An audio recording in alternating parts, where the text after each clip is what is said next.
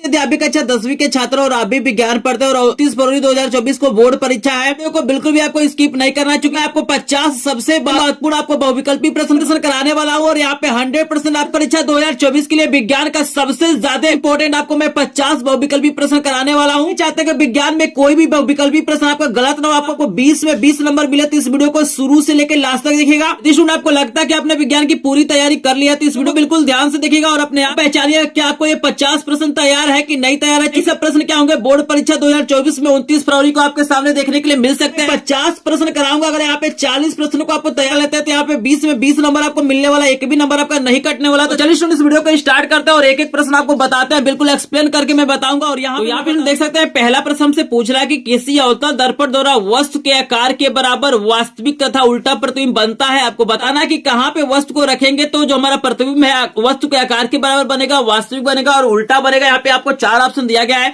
Focus पर दिया गया है, फोकस तथा वक्रता केंद्र के बीच दिया गया है, वक्रता केंद्र पर दिया गया है, वक्रता केंद्र के आगे दिया गया। तो यहाँ पे 4 ऑप्शन आपको दिया गया है। जल्दी से आप लोग इसका आंसर सोचिए और मुझे कमेंट सेक्शन में बताइए कौन सा ऑप्शन सही होगा, ताकि आपको ये पता चल जाए कि आप 50 में से कितने प्रश्नों का आंसर दे पाते हैं। तो यहाँ पे जल्दी से आप लोग सोच लिए, आप लोग सोच चुके होंगे, कमेंट कर चुके होंगे। यहाँ पे याद रखना कि वक्रता केंद्र पे जब वस्तु को रखा जाता है तो वस्तु के बराबर वास्तविक तथा उल्टा प्रतिबिंब बनता है। अवतल दर्पण में आपको याद रखना है, समझ में आ रहा होगा। चलिए दूसरा प्रश्न भी करा देते हैं। देख सकते हैं दूसरा प्रश्न बहुत ही ज्यादा इंपॉर्टेंट दिया गया। प्रश्न कह रहा है कि एक अवतल लेंस की फोकस दूरी 5 मीटर है, इसकी क्षमता होगी। यहाँ पे हमको क्या दिया गया है, एक अवतल लेंस की फोकस दूरी दिया गया, तो एफ की वैल्यू हमको दिया गया है -5 मीटर। चूंकि हमारा जो लेंस है अवतल है और अवतल लेंस की फोकस दूरी क्या होती है, ऋणात्मक होती है। हमसे क्षमता पूछ रहा है। यहाँ पे P बराबर जो फार्मूला होता है 1/, हमारा क्या होता है, यहाँ पे एफ होता है। चूंकि हमारा फोकस दूरी मीटर में तो 1/f लेंगे। तो जल्दी से आप लोग सोचिए और बताइए इसमें से कौन सा ऑप्शन सही हो सकता है। क वाला सही हो सकता है,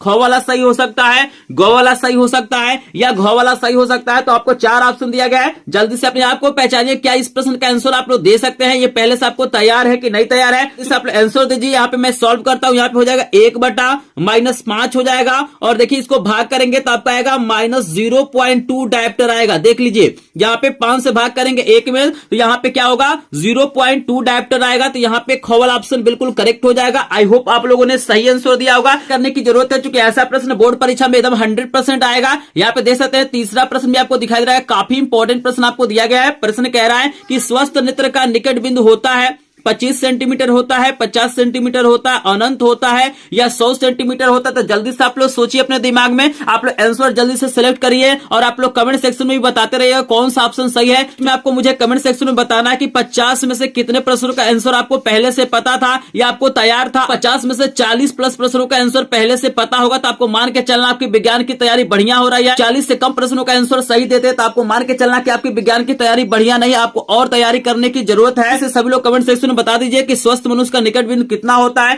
4 ऑप्शन आपको दिया गया है। आई होप आप लोगों ने सोच लिया होगा, कमेंट कर दिया होगा। यहाँ पे करेक्ट आंसर हो जाएगा 25 सेंटीमीटर। आपको याद रखना कि स्वस्थ नेत्र का जो निकट बिंदु होता है 25 सेंटीमीटर होता है। आई होप आपको समझ में आ रहा होगा। यहाँ पे देखा 4 नंबर का भी प्रश्न आ गया आपके सामने, बहुत ही ज्यादा इंपॉर्टेंट है। प्रश्न कह रहा है कि भारत में प्रत्यावर्ती धारा एसी आपूर्ति की आवृत्ति है 0 है, 50 हर्ट्ज है। यहाँ पे 2 और ऑप्शन मैं स्क्रीन पे लगा देता हूँ, आप लोग देख सकते हैं। आप लोग जल्दी से बताइए कि चारों में से कौन सा ऑप्शन सही होगा। यहाँ पे 4 ऑप्शन आपको दिया गया है। तो जल्दी से सभी लोग सोचिए और अपने आप को पहचानिए, क्या इस प्रश्न का आंसर आपको पहले से पता था। अगर पता है तो आप लोग कमेंट सेक्शन में बताइए। चाहिए कि इसका जो करेक्ट आंसर हो जाएगा ख वाला हो जाएगा, 50 हर्ट्ज होता है, आपको याद रखना है। आई होप आपको समझ में आ रहा होगा। चलिए आपको 5 नंबर का प्रश्न बताते हैं क्या आएगा। देखिए आपके सामने 5 नंबर का प्रश्न आ गया है, बहुत ही ज्यादा इंपॉर्टेंट प्रश्न, इसको बिल्कुल ध्यान से देखना है। प्रश्न कह रहा है कि विद्युत शक्ति की इकाई है, इकाई का मतलब मात्रक है। आपको बताना है कि विद्युत शक्ति का मात्रक क्या होता है, ओम होता है, वोल्ट होता है, वाट होता है या एम्पियर होता है। तो जल्दी से आप लोग सोचिए, अपने दिमाग में इसका आंसर लाइए और आप लोग कमेंट सेक्शन में बताइए कि विद्युत शक्ति जो होता है इसका मात्रक क्या होता है 4 ऑप्शन में से। आई होप आप लोगों ने कमेंट कर दिया होगा और आप लोग सोच चुके होंगे। यहाँ पे मैं बता दूं कि विद्युत शक्ति का जो मात्रक होता है वाट होता है, तो गो वाला ऑप्शन बिल्कुल करेक्ट हो जाएगा। आई होप आपको समझ में आ रहा होगा। यहाँ पे 6 नंबर का प्रश्न भी आपको दिखाई दे रहा होगा। एक प्रश्न कह रहा है एक 5 ओम प्रतिरोध को 5 बराबर भागों में काटा जाता है। प्रत्येक भाग का प्रतिरोध होगा 1/5 ओम होगा, 20 ओम होगा, 2.5 ओम होगा, 1 ओम होगा। तो जल्दी सोचिए और आप लोग कमेंट सेक्शन में बताइए कि कौन सा ऑप्शन सही है। आपको मैं करेक्ट आंसर बताने जा रहा हूं। यहाँ पे आप सभी को याद रखना है, इसका करेक्ट आंसर घ वाला हो जाएगा, 1 ओम हो जाएगा। आपको याद रखना है, चूंकि बराबर भागों में बांटना है, 5 बराबर भागों में बांटना है, तो 1 ओम का रहेगा, तभी न जोड़ेंगे तो 5 ओम आएगा। तो हमारा 1 ओम बिल्कुल करेक्ट हो जाएगा। आई होप आप लोगों ने भी सही आंसर दिया होगा। चलिए 7 नंबर का प्रश्न आपको करा देते हैं। यहाँ पे देख सकते हैं बहुत ही ज्यादा इंपॉर्टेंट दिया गया, मोस्ट इंपॉर्टेंट प्रश्न है। प्रश्न कह रहा है कि चुंबकीय बल रेखाएं सदैव समांतर होती हैं, एक बिंदु पर मिलती हैं, एक दूसरे को नहीं काटती हैं, एक दूसरे को काटती हैं। 4 ऑप्शन आपको दिया गया है। जल्दी से आप लोग इसका आंसर सोचिए और मुझे कमेंट सेक्शन में बताइए कि कौन सा ऑप्शन सही होगा। यहाँ पे आपको मैं सही आंसर बताने जा रहा हूं, जल्दी से आप लोग कमेंट कर दीजिए। आप सभी को याद रखना है कि जो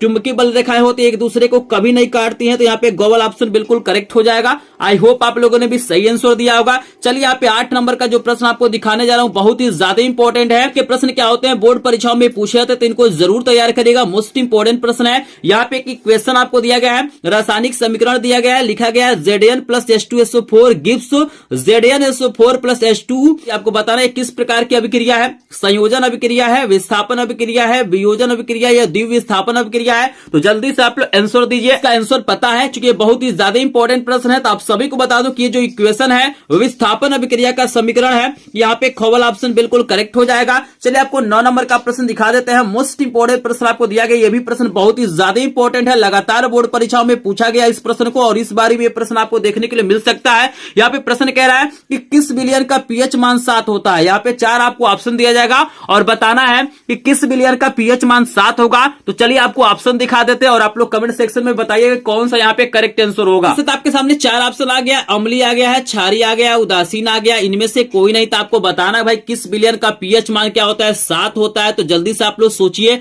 और कमेंट सेक्शन में बताइए भाई अम्लीय विलयन का हो सकता है, क्षारीय विलयन का हो सकता है, उदासीन विलयन का हो सकता है, या इनमें से कोई नहीं। आई होप आप लोग सोच चुके होंगे, कमेंट सेक्शन में बता चुके होंगे। आप सभी को याद रखना है कि यहाँ पे करेक्ट आंसर ये हो जाएगा ग वाला, उदासीन विलयन का पीएच मान 7 होता है। आपको याद रखना है। यहाँ पे आप सभी को बता दूं कि अम्लीय विलयन का पीएच मान 7 से कम होता है, क्षारीय का 7 से ज्यादा होता है, और उदासीन का क्या होता है, मतलब 7 होता है। उदासीन का मतलब होता है न अम्लीय हो न क्षारीय हो। यहाँ पे 10 नंबर का प्रश्न देख सकते हैं, बहुत ही ज्यादा इंपॉर्टेंट आपको दे दिया गया प्रश्न बोर्ड परीक्षा 2024 के लिए।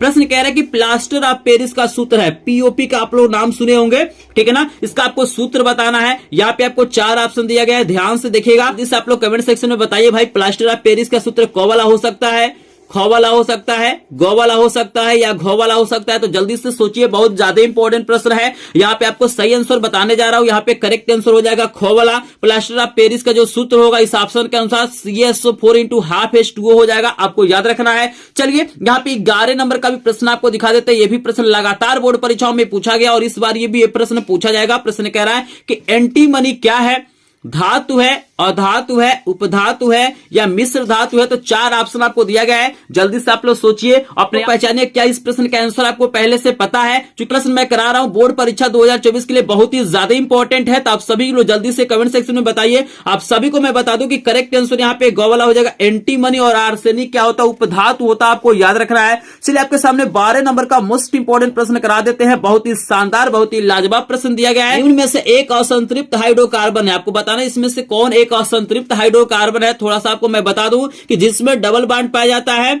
और जिसमें ट्रिपल बॉन्ड पाया जाता है उसे हम लोग असंतृप्त हाइड्रोकार्बन बोलते हैं, और जिसमें सिंगल बॉन्ड पाया जाता है उसे हम लोग संतृप्त हाइड्रोकार्बन बोलते हैं। जैसे एल्केन समूह जो होता है ना, एल्केन समूह का समान सूत्र होता है CnH2n+2 होता है, ठीक है ना। इसके जो यौगिक होते हैं उसे असंतृप्त हाइड्रोकार्बन बोलते हैं। लेकिन जो हमारा एल्कीन होता है, एल्काइन होता है, ठीक है ना, उसमें डबल बॉन्ड और ट्रिपल बॉन्ड पाया जाता है। तो ये हमारे क्या होते हैं, असंतृप्त होते हैं। ध्यान से देखेंगे तो आप लोग इजिली आंसर बता सकते हैं कि कौन सा आंसर सही होगा। तो पहले आप लोग सोच लीजिए, आंसर दे दीजिए, फिर आपको हम बताते हैं कि सही ऑप्शन कौन सा है। तो आप सभी को याद रखना है कि हमारा क वाला, ग वाला और घ वाला एल्केन समूह का है। इसमें भी सिंगल बॉन्ड पाया जाएगा, इसमें भी सिंगल बॉन्ड पाया जाएगा, और इसमें भी सिंगल बॉन्ड पाया जाएगा। बट ये जो हमारा एल्कीन समूह का, इसमें हमारा डबल बॉन्ड पाया जाता है। तो यहाँ पे करेक्ट आंसर ख वाला हो जाएगा। आई होप आपको समझ में आ रहा होगा। हमने मैं 13 नंबर का प्रश्न लेके आता हूं। 13 नंबर का भी प्रश्न बहुत ही ज्यादा इंपॉर्टेंट आपको दिया गया है। प्रश्न कह रहा है कि एथिल अल्कोहल का IUPAC नाम है। आपको बताना है कि एथिल अल्कोहल का IUPAC नाम क्या है। मेथेनॉल है, एथेनॉल है, एथेनॉल है या प्रोपेनॉल है? तो आप लोग जल्दी से सोचिए और कमेंट सेक्शन में बताइए कौन सा ऑप्शन सही होगा। आप लोग आंसर दे चुके होंगे। करेक्ट आंसर यहाँ पे हो जाएगा ख वाला, एथिल अल्कोहल का आईपीएससी नाम एथेनॉल होता है। आई होप आपको समझ में आ रहा होगा। यहाँ पे आपके सामने 14 नंबर का मोस्ट इंपोर्टेंट प्रश्न आ गया है बोर्ड परीक्षा 2024 के लिए। बहुत ही ज्यादा इंपोर्टेंट प्रश्न है। प्रश्न कह रहा है कि प्रकाश संश्लेषण में किसका संश्लेषण नहीं होता है? ऑक्सीजन का नहीं होता है, कार्बन डाइऑक्साइड का नहीं होता है, जल का नहीं होता है या ग्लूकोज का नहीं होता है? तो जल्दी से आप लोग सोचिए और कमेंट सेक्शन में बताइए भाई ऑप्शन करेक्ट होगा। तो आई होप आप लोग सोच चुके होंगे। आपको याद रखना है कि 14 नंबर प्रश्न का करेक्ट आंसर कार्बन डाइऑक्साइड हो जाएगा। ख वाला ऑप्शन बिल्कुल करेक्ट है। आई होप आपको समझ में आ रहा होगा। चलिए आपको 15 नंबर का प्रश्न करा देते हैं। 15 नंबर का भी प्रश्न आ गया है। प्रश्न कह रहा है कि पादपों में भोजन का वहन होता है। ये बहुत ही ज्यादा इंपॉर्टेंट प्रश्न है और 100% किसी न किसी सेट में ये प्रश्न आपको देखने के लिए मिल जाएगा। तो इस प्रश्न का आंसर आप लोग जरूर याद रखिएगा। फ्लोएम होगा, जाइलम होगा, पीत होगा या स्टोमेटा होगा? तो जल्दी से बताइए पादपों में यानी पौधों में भोजन का वहन कौन करता है? फ्लोएम करता है, जाइलम करता है, पीत करता है या स्टोमेटा करता है? तो जल्दी से आप लोग सोचिए और आंसर बताइए। आप सभी को बता दो कि इसका करेक्ट आंसर यहाँ पे फ्लोएम हो जाएगा। कॉल ऑप्शन बिल्कुल करेक्ट है। आई होप आपको समझ में आ रहा होगा। यहाँ पे 16 नंबर का प्रश्न भी बहुत ज्यादा इंपॉर्टेंट है। आप लोग जल्दी से आंसर दीजिए कि मुकुलन द्वारा अलैंगिक जनन होता है अमीबा में, ईस्ट में, मोडियम में, लिस्मानिया में? यहाँ पे 4 ऑप्शन आपको दिया गया। जल्दी से सोचिए और आंसर बताइए कि कौन सा ऑप्शन यहाँ पे सही होगा। जल्दी से आप लोग बता दीजिए। आप सभी को बता दो कि करेक्ट आंसर ख वाला हो जाएगा। ईस्ट हमारा बिल्कुल करेक्ट आंसर है। चलिए आपके सामने 17 नंबर का मोस्ट इंपोर्टेंट मादा जनन तंत्र के किस भाग में कॉपर टी लगाई जाती है? आपको बताना है कि जो मादा में कॉपर टी लगता है उस भाग में लगाया जाता है, अंडाशय में लगाया जाता है, अंडवाहिनी में लगाया जाता है, गर्भाशय में लगाया जाता है, इनमें से कोई नहीं? तो जल्दी से आप आंसर दीजिए और बताइए इसका कौन सा ऑप्शन सही होगा। आप सभी को बता दूं कि करेक्ट आंसर यहाँ पे गौ वाला हो जाएगा। गर्भाशय बिल्कुल करेक्ट आंसर है। यहाँ पे 18 नंबर का प्रश्न आपके सामने सबसे ज्यादा इंपॉर्टेंट प्रश्न आ गया बोर्ड परीक्षा 2024 के लिए। सबसे ज्यादा इंपॉर्टेंट प्रश्न है। 100% ये बोर्ड परीक्षा में प्रश्न पूछा जाएगा 29 फरवरी को। आप आंसर दीजिए कि मेंडल का प्रायोगिक पौधा था। आपको बताना है कि मेंडल का प्रायोगिक पौधा क्या था? मीठी मटर था, उधान मटर था, सरसों था, गुड़हल था? 4 ऑप्शन आपको दिया गया। जल्दी से बताइए कि मेंडल का प्रायोगिक पौधा क्या था। आप सोच चुके होंगे, कमेंट कर चुके होंगे। आप सभी को याद रखना करेक्ट आंसर यहाँ पे ख वाला हो जाएगा। उधान मटर बिल्कुल करेक्ट हो जाएगा। यहाँ पे देखिए 19 नंबर का सबसे शानदार सबसे इंपॉर्टेंट क्वेश्चन आपको दिया गया है। आपको बताना है कि मनुष्य में कितने जोड़ी गुणसूत्र पाए जाते हैं?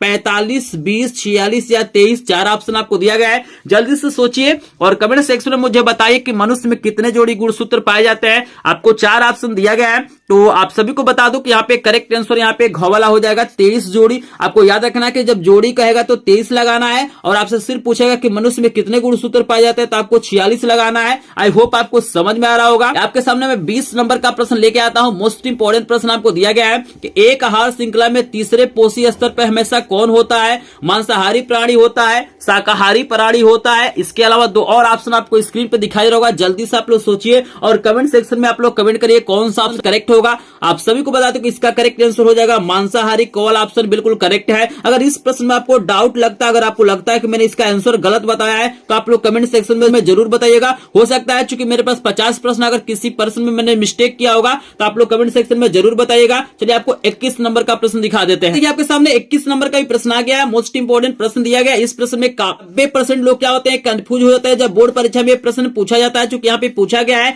कि किसी लेंस की क्षमता का इकाई होता है। अधिकतर लोग यही जानते हैं कि लेंस की क्षमता का मतलब डायोप्टर होता है। ये सबको पता होता है। ऑप्शन दिया गया, इसमें जो करेक्ट आंसर होगा वो आपको बहुत सारे लोगों को नहीं पता होता है। तो यहाँ पे अभी मैं बताने वाला हूँ करेक्ट आंसर। लेकिन आप लोग बताइए कि लेंस की क्षमता का मात्रा क्या हो सकता है? मीटर हो सकता है, प्रति मीटर हो सकता है, मीटर प्रति सेकेंड हो सकता है या इनमें से कोई नहीं? पता होता है कि लेंस की क्षमता का मात्रक डायोप्टर होता है। लेकिन डायोप्टर के अलावा भी एक और मात्रक है। तो आप लोग जल्दी से सोचिए और इस मोस्ट इंपोर्टेंट क्वेश्चन का आंसर दीजिए कि लेंस की क्षमता का मात्रक क्या होता है। आप सभी को बता दूं इसका करेक्ट आंसर हमारा हो जाएगा प्रति मीटर। क्योंकि आप सभी को पता है कि P बराबर क्या होता है, 1/F होता है और फोकस दूरी का मात्रक मीटर होता है। तो 1/मीटर को हम लोग क्या बोलते हैं? प्रति मीटर बोलते हैं। तो प्रति मीटर का ही हम लोग बोलते हैं डायोप्टर। तो यहाँ पे करेक्ट आंसर ख वाला हो जाएगा। आई होप आपको समझ में आ रहा होगा।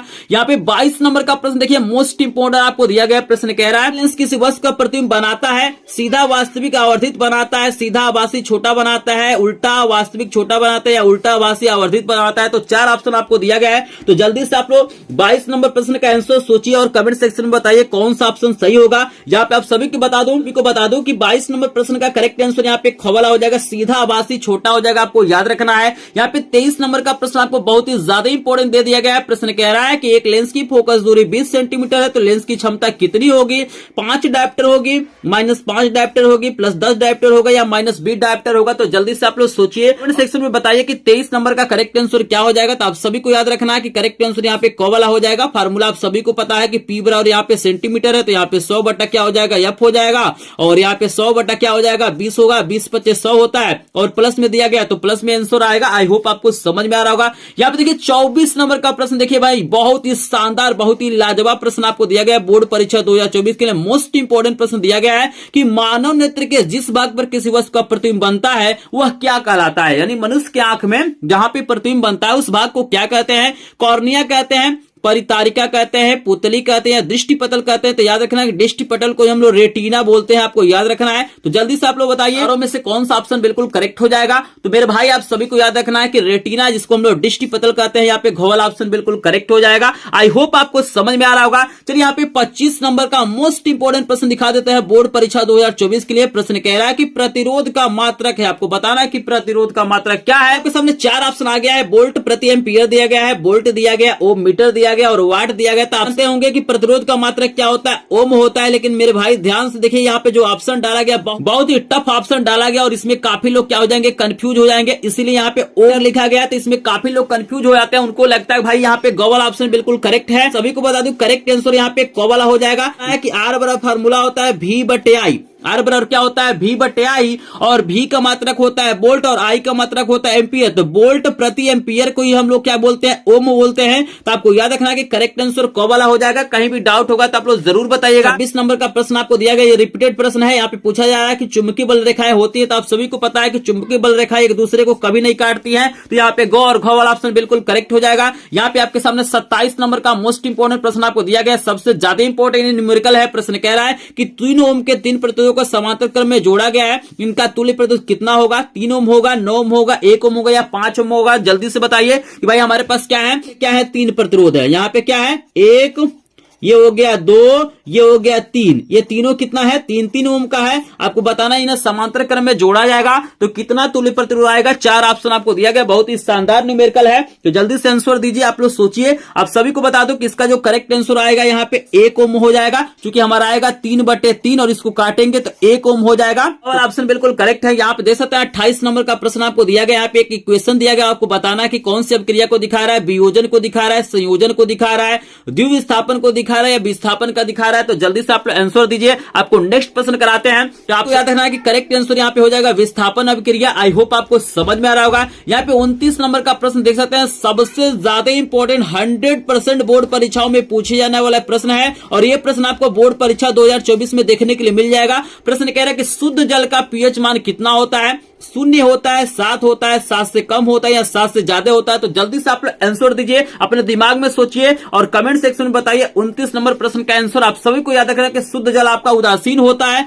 और उदासीन विलयन का पीएच मान 7 होता है। तो ख वाला ऑप्शन बिल्कुल करेक्ट हो जाएगा। 29 नंबर का प्रश्न समझ में आया होगा। चलिए आपको कराते हैं 30 नंबर का प्रश्न। आपके सामने 30 नंबर का भी मोस्ट इंपोर्टेंट प्रश्न आ गया है। कह रहा है कि एनटीपी पदार्थ जो द्रव अवस्था में पाई जाती है उसका क्या नाम है? क्लोरीन है, ब्रोमीन है, फ्लोरीन है, आयोडीन है? तो आंसर बताइए कि 30 नंबर प्रश्न का आंसर क्या हो जाएगा। आप सभी को याद रखना कि 30 नंबर प्रश्न का जो करेक्ट आंसर हो जाएगा, जल्दी लोग कमेंट कीजिए। मैं देख रहा हूं कि आप लोग कमेंट नहीं कर रहे हैं। जब मैं आंसर बता रहा हूं तब आप लोग कमेंट कर रहे हैं, तो मेरे आंसर बताने से पहले ही आप लोग कमेंट कर दिए, तब न पता चलेगा कि आपको कितने प्रश्न तैयार हैं। तो ये कौन सा ऑप्शन सही होगा? तो बिल्कुल भाई यहाँ पे ख वाला ऑप्शन बिल्कुल करेक्ट है, करेक्ट आंसर है। तो जल्दी से आप लोग मुझे कमेंट सेक्शन में बताइए कि 30 में से कितने प्रश्नों का आंसर आपने सही दिया है। पहले से आपको पता था? तो जल्दी से मुझे कमेंट सेक्शन में बताइए 30 में से कितना प्रश्नों का आंसर आपने सही दिया है। 25 प्लस प्रश्नों का आंसर सही दिया है तो आपकी विज्ञान की तैयारी बढ़िया हो रही है। अगर आपने 25 से कम प्रश्नों का आंसर दिया है सही, तो आप तैयारी करने की जरूरत है। लेकिन प्रश्नों का आंसर आपको बता दिया है, 30 प्रश्न आपको बता दिया है मोस्ट इंपोर्टेंट। लेकिन अभी तक आपने क्या है, वीडियो को लाइक नहीं किया भाई। जल्दी से एक बार वीडियो को लाइक कर देंगे।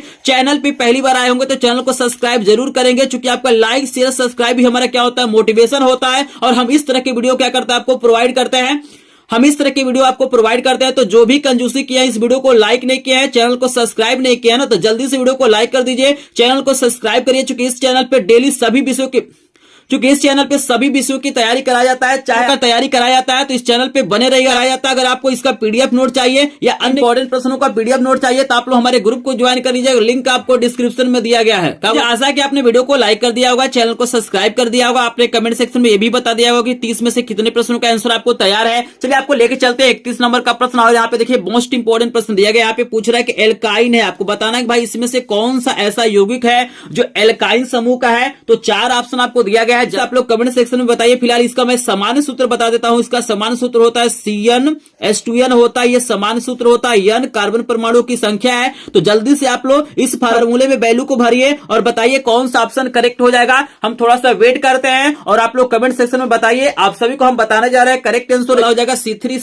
C3H6 हो जाएगा, आपको याद रखना है। आई होप आपको समझ में आ रहा होगा। चलिए आपको हम कराते हैं 32 नंबर का प्रश्न और देख सकते हैं 32 नंबर का भी प्रश्न बहुत ही ज्यादा इंपॉर्टेंट है। पूछ रहा है कि एन का समान सूत्र, आपको बताना है कि एल्केन समूह का समान सूत्र क्या होता है। यहाँ पे 4 ऑप्शन आपको दिया गया है, जल्दी से बताइए। चूंकि मैंने ऑलरेडी आपको बता दिया, अगर वीडियो को आप लोग ध्यान से देखे होंगे, मेरी बातों को सुने होंगे तो बिल्कुल आराम से बता सकते हैं इसका कौन सा आंसर करेक्ट हो जाएगा। तो यहाँ पे बिल्कुल खवल ऑप्शन बिल्कुल करेक्ट हो जाएगा। एल्केन समूह का समान सूत्र होता है CnH2n+2 होता है, आपको याद रखना है कि एल्कीन का है और एल्काइन का है, आपको याद रखना है। 33 नंबर का प्रश्न देख सकते हैं, बहुत ही ज्यादा इंपॉर्टेंट दिया गया है। प्रश्न कह रहा है कि निम्न में से कौन परपोषी नहीं है, आपको बताना इसमें कौन परपोषी नहीं है। कवक है, फीताकृमि है, इष्ट या मनी प्लांट है। तो आप लोग आंसर दीजिए कि भाई इसका करेक्ट आंसर कौन सा हो जाएगा। आप लोग आंसर दे चुके होंगे, आप लोग सोच चुके होंगे इसका आंसर। आप सभी को बता दूं कि ग्लोबल ऑप्शन बिल्कुल करेक्ट है। मनी प्लांट आपका क्या है, परपोषी नहीं है, आपको याद रखना है। 34 नंबर का देखिए मोस्ट इंपॉर्टेंट प्रश्न है, बहुत ही ज्यादा इंपॉर्टेंट प्रश्न। ये भी प्रश्न आपको 100% बोर्ड परीक्षा 2024 में आपको देखने के लिए मिल जाएगा। प्रश्न कह रहा है कि पादपों में जल का परिवहन के लिए होता है, मतलब जो पौधे होते हैं उसमें जल का परिवहन किसके द्वारा होता है।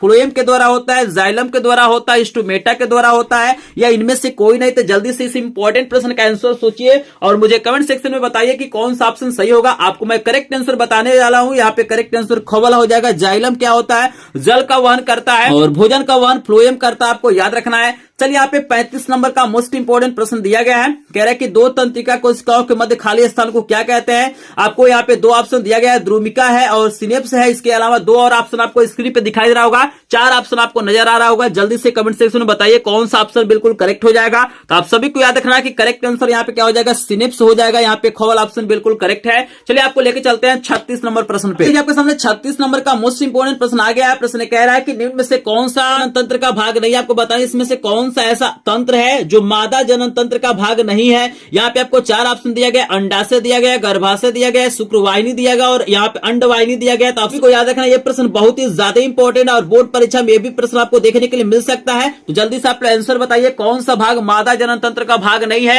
ये आपको करेक्ट आंसर बता देते हैं। करेक्ट आंसर यहाँ पे हो जाएगा गौवला। शुक्रवाहिनी क्या होता है, मादा में नहीं पाया जाता, आपको याद रखना है। 37 नंबर का प्रश्न आप देख सकते हैं, सबसे ज्यादा इंपॉर्टेंट प्रश्न आपको दिया गया है कि किसी गोली दर्पण तथा किसी पतले गोली लेंस दोनों की फोकस दूरियां प्रत्येक 15 सेंटीमीटर है। दर्पण तथा लेंस संभवतः है। ऑप्शन आपको दिया गया है, तो जल्दी से ऑप्शन को पढ़िए और आप लोग करेक्ट आंसर बताइए। हम फिलहाल आपको 37 नंबर प्रश्न का आंसर बता देते हैं। करेक्ट आंसर यहाँ पे हो जाएगा क वाला, दोनों अवतल होता है, आपको याद रखना है। 38 नंबर का मोस्ट इंपोर्टेंट प्रश्न आपको दिया गया है। आपको बताना है कि स्वस्थ आंख के लिए स्पष्ट डिस्क की अधिकतम दूरी क्या होती है। इसके पहले न्यूनतम दूरी पूछा गया था, यहाँ पे अधिकतम दूरी पूछा गया है, दूर बिंदु पूछा गया है। आपको 4 ऑप्शन दिया गया है, 25 सेंटीमीटर है, 50 सेंटीमीटर है, 100 सेंटीमीटर है, अनंत है। तो जल्दी से आप लोग बताइए कौन सा ऑप्शन करेक्ट होगा। जल्दी से अपने आप को पहचानिए कि आपने अभी तक विज्ञान की कितनी तैयारी किया है। तो आप सभी को बता दो कि दूर बिंदु आपका अनंत होता है, तो घ वाला ऑप्शन बिल्कुल करेक्ट हो जाएगा। चलिए आपको 39 नंबर का प्रश्न करा देते हैं। मोस्ट इंपोर्टेंट प्रश्न है कि विद्युत फ्यूज बना होता है। आपको बताना है विद्युत फ्यूज किससे बनता है।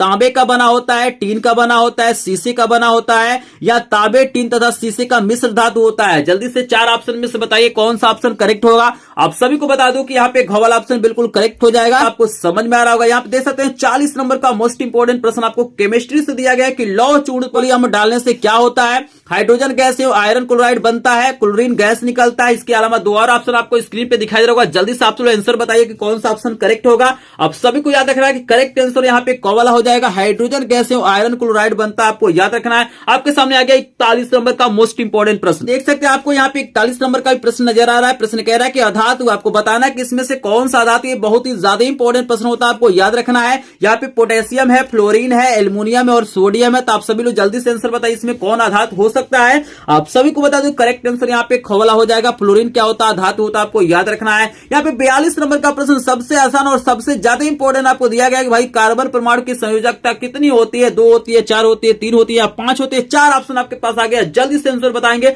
अब सभी को बताने जा रहा हूं, करेक्ट आंसर खवला हो जाएगा। कार्बन परमाणु की संयोजकता 4 होती है, आपको याद रखना है। 45 नंबर का प्रश्न भी बहुत ही ज्यादा इंपॉर्टेंट है। प्रश्न कह रहा है कि फ्लोएम द्वारा भोजन का हस्तांतरण होता है सुक्रोज के रूप में, प्रोटीन के रूप में, हार्मोन्स के रूप में या वसा के रूप में। तो जल्दी से आंसर बताइएगा। करेक्ट आंसर बताने जा रहा हूं। करेक्ट आंसर हो जाएगा कोवला सुक्रोज के रूप में, आपको याद रखना है। इस नंबर का मोस्ट इंपॉर्टेंट प्रश्न आपको दिया गया कि मनुष्य में ब्रिक एक तंत्र का भाग है जो संबंधित है पोषण से, श्वसन से, उत्सर्जन से या परिवहन से। तो जल्दी से आप आंसर दे देंगे। अपने आप को पहचानिए कि 50 में से कितने प्रश्नों का आंसर आपको तैयार है। अगर 40 प्रश्नों का आंसर आपको तैयार है तो विज्ञान की तैयारी आपने बढ़िया किया है। नहीं तैयार है, 40 से कम प्रश्नों का आंसर आप लोग दे पाते हैं तो इसका मतलब आपको और तैयारी करने की जरूरत है। अब सभी को बता दूं करेक्ट आंसर यहाँ पे ग वाला हो जाएगा, उत्सर्जन हो जाएगा। 45 नंबर का प्रश्न देखिए रिपीट कर दिया गया, मोस्ट इंपॉर्टेंट प्रश्न इसलिए रिपीट किया गया। इसका करेक्ट आंसर ख वाला हो जाएगा, आप सभी को पता है। चलिए आपको लेकर चलते हैं 46 नंबर। 46 नंबर का प्रश्न आ गया। यहाँ पे मैं बता दूं कि 46 नंबर प्रश्न का ऑप्शन यहाँ पे गलत डाल दिया गया था, मैंने यहाँ पे कलम से लिख दिया है। यहाँ पे देखिए प्रश्न पूछा गया कि मनुष्य के आहारनाल की कौन सी रचना अवशेषीय अंग है।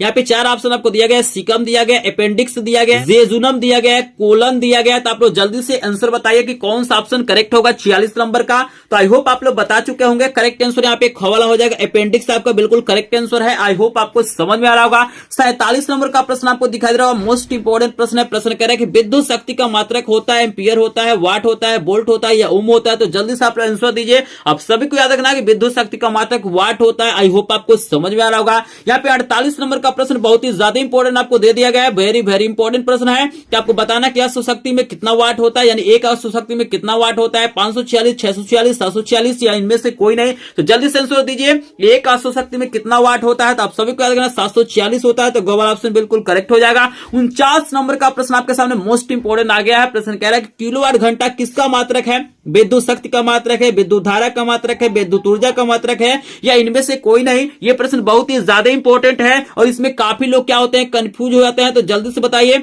49 नंबर प्रश्न का आंसर क्या होगा। आप सभी को याद रखना है मेरे भाई कि विद्युत, अब सभी को याद रखना करेक्ट आंसर ग वाला हो जाएगा। व्यय विद्युत ऊर्जा का मात्रा क्या होता है, किलोवाट घंटा होता है। इसी को हम लोग क्या बोलते हैं, यूनिट भी बोलते हैं, आपको याद रखना है। चलिए यहाँ पे 50 नंबर का प्रश्न आपको बहुत ही शानदार, बहुत ही लाजवाब दिया गया। ये प्रश्न आपको बोर्ड परीक्षा 2024 में देखने के लिए मिल जाएगा। कह रहा है कि दूर दृष्टि दोष का निवारण किया जाता है। आपको बताना है कि दूर दृष्टि दोष के निवारण के लिए क्या प्रयोग किया जाता है। अवतल लेंस का प्रयोग किया जाता है, उत्तल लेंस का प्रयोग किया जाता है, अवतल दर्पण का प्रयोग किया जाता है या उत्तल दर्पण का प्रयोग किया जाता है। बहुत ही ज्यादा इंपॉर्टेंट प्रश्न और 100% ये प्रश्न आपको बोर्ड परीक्षा में देखने के लिए मिलेगा। तो इस प्रश्न का आंसर आप लोग मुझे कमेंट सेक्शन निवारण के लिए क्या प्रयोग किया जाता है। तो अगर आपको इसका आंसर पता होगा 50 सेक्शन में जरूर बताइएगा। और आप लोग मुझे ये भी बता दीजिएगा आपको 50 में से कितने प्रश्नों का आंसर आपको पहले से पता था। अगर 40 प्लस प्रश्नों का आंसर पहले से पता है तो आपकी तैयारी बेहतरीन हो रही है। अगर आपको नहीं पता है 40 प्लस प्रश्नों का आंसर तो आपको तैयारी करने की और जरूरत है। तो ये वीडियो पसंद आया होगा, आपको जरूर कुछ ना कुछ हेल्प मिला होगा। अगर वीडियो से कुछ ना कुछ आपको फायदा हुआ होगा तो प्लीज वीडियो को लाइक कर देंगे। चैनल पे पहली बार आए होंगे तो चैनल को सब्सक्राइब करेंगे, फ्रेंडों के पास भी आप लोग शेयर कर देंगे। और स्क्रीन पे आपको 2 वायरल मॉडल पेपर का वीडियो दिखाई दे रहा है, इसको क्लिक करके देखिएगा। और पीडीएफ चाहिए तो हमारे ग्रुप को ज्वाइन करेगा जिसका लिंक आपको डिस्क्रिप्शन में दिया गया। तो चलिए मिलता है नेक्स्ट वीडियो में, तब तक आप सभी का धन्यवाद।